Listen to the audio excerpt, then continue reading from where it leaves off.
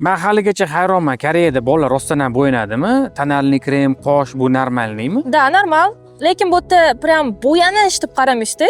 Shunchaki o'ziga qarash. Janubiy Koreya kosmetika sanoati eng rivojlangan davlatlardan bittasi. Erkaklar parvarish va hattoki dekorativ vositalardan ham faol foydalanishadi. Lekin agar O'zbekistonda o'g'il bola tonal krem surib chiqsa, bizda uni tushunishmaydi. Albatta, chunki bu erkaklarga xos xislat emas deb qabul qilib bo'lingan. Koreyada esa bu tashqi ko'rinishga nisbatan g'amxo'rlik va status belgisi. Koreyada tashqi ko'rinish rezyumening bir qismi. Anketadagi foto, uchrashuvlar, ish hammasi ahamiyatli. Demak, bu yerda gap bo'yanishda emas, gap toza va tartibli ko'rinishda, to'g'rimi? Xuddi shunaqa. Boyis aytayotgan kremlar yoki BB kremlarni surmasdan naborot bu yerda g'alatiroq ko'rinadi. Karslarning terisi ideal bo'lishi bu nima endi, kosmetikadanmi?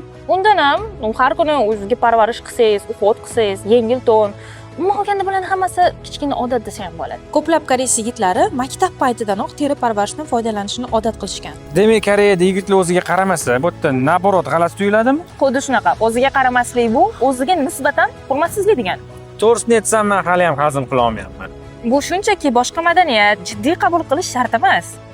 Shunda moslashmoqchi bo'lsam, birinchi kremlardan boshlashim kerakmi? Oldin kremdan boshlab turing, qolganidan keyin u ish hal qilib olasiz.